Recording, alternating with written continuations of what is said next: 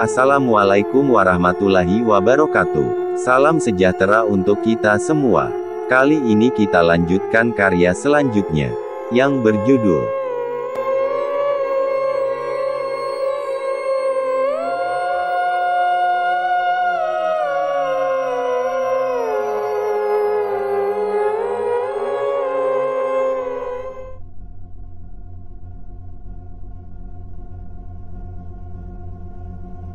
Sepuluh bola mata Wati dan Satria membulat hingga terbelalak saat menyaksikan wajah di balik cadar itu. Deru napas memburu, jantung seolah berdetak di atas normal. Tidak pernah terpikirkan oleh Wati, sosok misterius bertopeng ini ternyata orang yang selama ini sangat dihargai warga setempat atas ketaatannya dalam beribadah. Seorang yang menjadi panutan karena pelopor yang mengayomi, memberi wejangan akan kebenaran kekuasaan Sang Ilahi. Siapa sangka bahwa orang yang selama ini selalu mengawasi pergerakan Wati dan Satria adalah Ustadz Zakaria. Bukan hanya seorang figuran dalam meniti jalan Tuhan, beliau juga sahabat karib Danu Santoso. Lantas ada hubungan apa ia dengan Faridah? Lalu, dendam apa yang dimaksud? Bukankah baru saja ia mengatakan bahwa dirinya memiliki dendam yang sama? Ustadz Zakaria, ucap Wati dengan ekspresi wajah yang masih dalam kebingungan. Satria hanya terdiam menyaksikan kecangguhan yang terlihat pada Wati. Melihat hal itu, ia mencairkan suasana dengan bertanya, "Siapa dia, Bik? Apakah Bibik mengenalnya?" Tanya Satria pada Wati. Ia bingung melihat mereka berdua yang seolah saling mengenal satu sama lain. Setelah mengetahui sosok misterius itu, akhirnya mereka bertiga melanjutkan perjalanan lagi. Walau belum tahu pasti kemana arah dan tujuan perjalanan ini, Wati dan Satria hanya mengikuti saja. Perjalanan yang mereka tempuh cukup jauh, melewati semak belukar ditambah lagi di malam hari seperti ini, cukup melelahkan. Sampai di suatu ketika, tibalah mereka bertiga di sebuah gubuk, berdinding papan, berukuran sedang, beratapkan genteng seperti rumah di masa lampau, membuat suasana seolah kembali ke tempo dulu. Cahaya lampu Petromax yang terpancar membangkitkan memori ke masa orang tua kita dulu. Lantas apa yang menjadi tujuan Ustadz Zakaria sehingga ia membawa Wati dan Satria ke tempat itu? Lokasi yang jauh dari pemukiman dan tidak pernah terjamah oleh manusia sekalipun. Sungguh ini semua tidak dapat kita tebak. Misteri apa yang tersembunyi di sini? Lantas rahasia besar apa yang terselubung di balik rumah kayu itu? Hanya Ustadz Zakaria dan Tuhan saja yang tahu. Sambil memastikan bahwa keadaan sekeliling benar-benar aman, barulah Ustadz Zakaria mempersilahkan Wati dan Satria masuk. Keduanya hanya terdiam dan menuruti saja.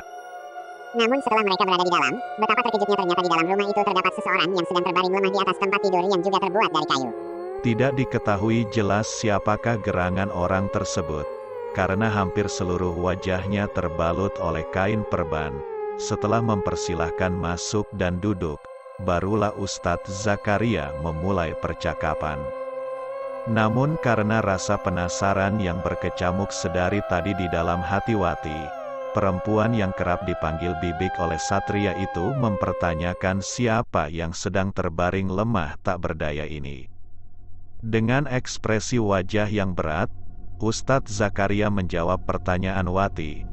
Tapi belum sempat ia mengutarakan sepatah kata pun, buliran air matanya menetes hingga membasahi pipi. Sepertinya sangat berat buat Ustadz Zakaria untuk menjelaskan semuanya. Hal itu semakin membuat Wati tak mengerti. Namun, tiba-tiba saja muncul seorang gadis remaja dari arah dapur. Wanita ini sangat mirip dengan Wati, bak pinang dibelah dua. "Warda," ucap Wati. "Mbak, Wati," jawab Warda, seraya menghampiri Wati. Benar saja, ternyata itu adalah Warda, adik kandung Wati. kedua kakak beradik itu berpelukan, membuat suasana haru semakin kental.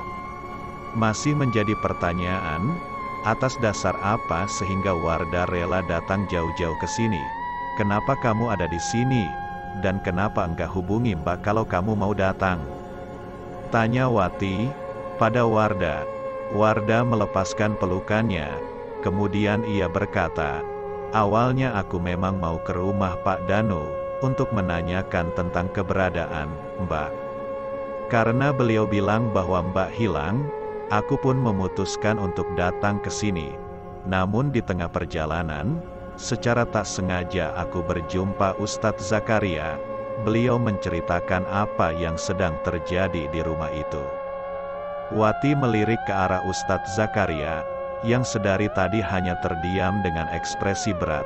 Terima kasih Pak Ustadz, ujar Wati pada Ustadz Zakaria. Simpan saja kalimat itu, ada sesuatu yang lebih penting yang harus kamu ketahui.